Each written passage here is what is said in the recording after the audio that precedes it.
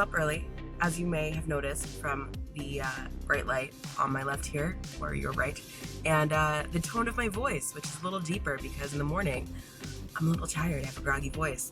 And I'm up early because I am, for the first time ever, down here in the Santa Lucia Highlands, SLH. The town around here is called Salinas. I drove here last night. It was about a 2.5-ish hour drive from Napa, just to give you a little bit of proximity. And I'm down here south of the bay because I'm going to explore it with one of my favorite people, Charlie Wagner. He's got a project down here and he has for several years. So we're heading to the Mer Soleil winery now. I'm stopping traffic. But I wanted to give you a little overview of what I'm looking at and why it's maybe a little bit different than somewhere like Napa or Sonoma. And so as I look around here, I've seen a few grapevines, but mostly I'm seeing a lot of agriculture. So not quite the monoculture that we have in Napa Valley where it's just grapes. I've got kale on my right here.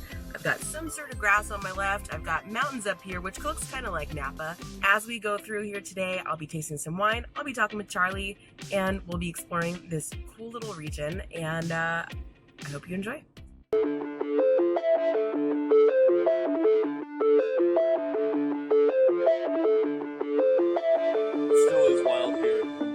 Right at the base of these mountains, just on the other side of these mountains, about 10 miles away, would be the beginning of Big Sur. We're not far from the ocean. As the crow flies this way to the Monterey Bay this direction, I think this ranch is 15 miles to the bay. How long have you been down here? Since 1988. I came down on one of the first trips with my dad and thought it was a crazy place.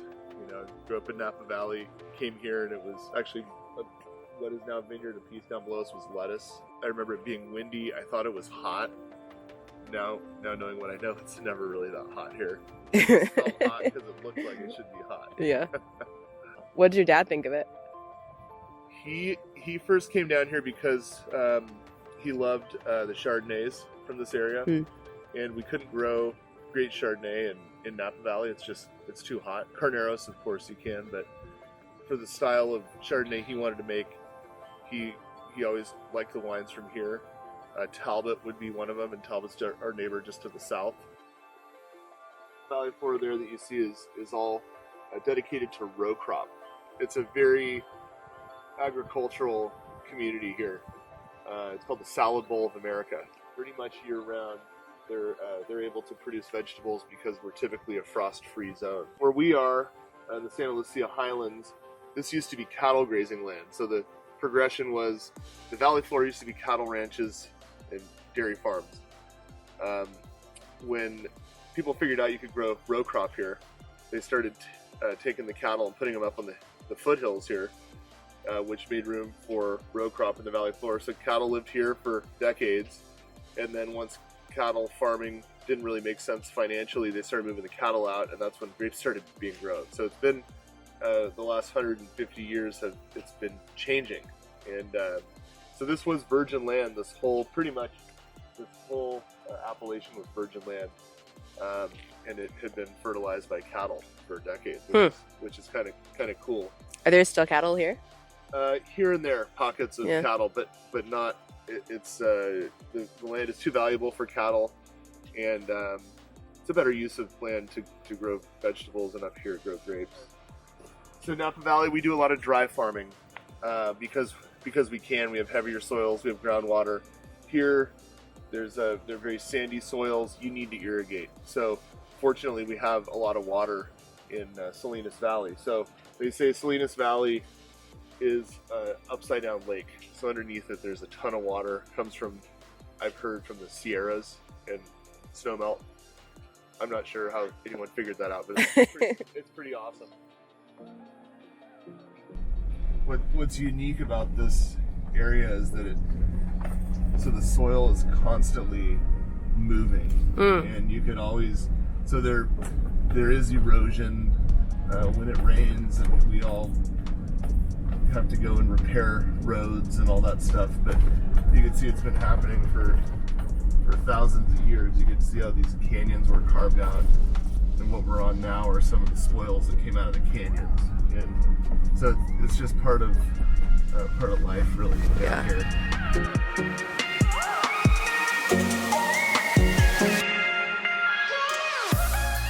planted lemons just to kind of diversify a little bit. What's interesting is our wine has a citrus character, and with the wind coming from the north blowing south, a lot of the blocks down south of the lemons seem to have more of a citrus character. And I don't know if you can smell citrus in the vineyard, so maybe there's something there. Yeah.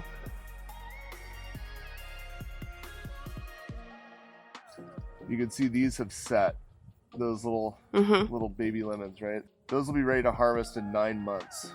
Then you have lemons that size on the same tree, and those are maybe 6 months away. Then you have lemons that size, those could be 3 months away, and then these are ready for harvest. Lemons get harvested about that color. So once they start getting any kind of yellow, they're called silver. That's what the term is. That's silver, so that's ready. And so if they're not all ripe at the same time, the obvious question is, they have to be hand harvested? Hand harvested, and every 3 months there's a crew that comes in. So there's always something ripe. That's what's incredible. And is that citrus trees in general? Is that specific to Meyer lemons? That's here in climates like this. You know, in Napa Valley, there's a lemon tree you'll see in people's yards, and it's not consistent like it is here.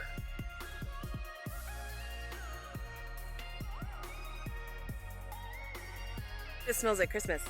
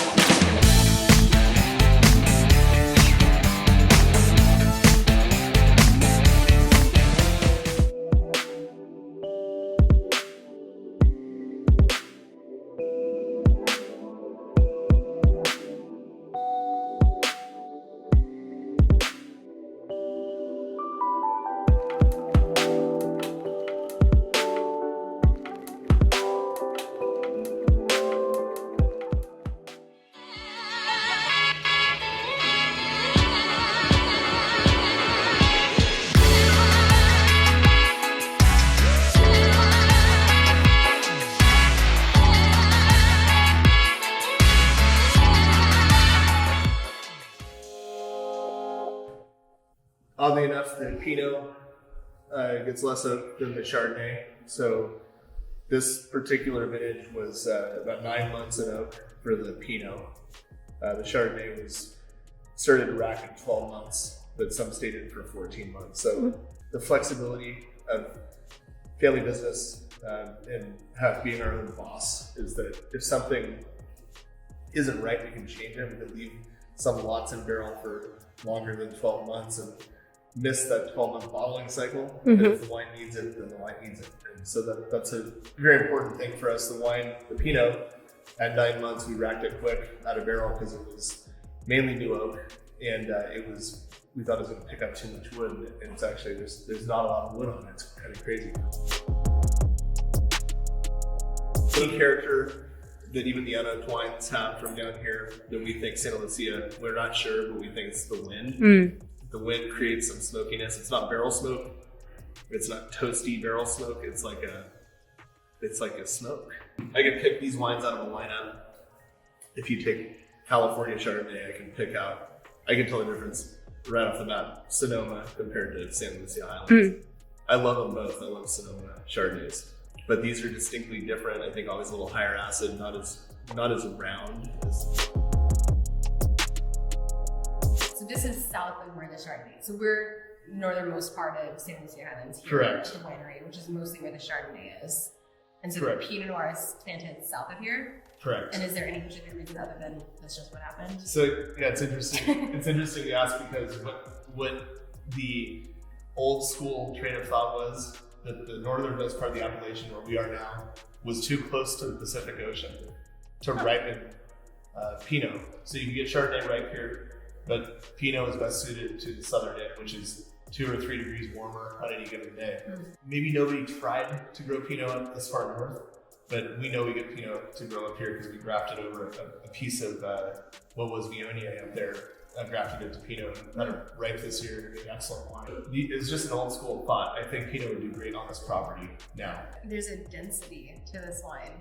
Like as much as it's like it's fresh and it doesn't cloy the palate, like there is body. You know, it's interesting with the Pinot from down here and the Chardonnay.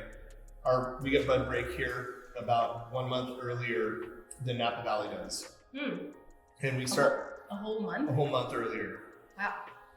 And we start harvesting about the same time as Napa, but our harvest goes longer than Napa, typically about a month longer than Napa. So in some cases, depending on the vineyard lot, it could have 2 months more of a growing season than Napa Cabernet, for example.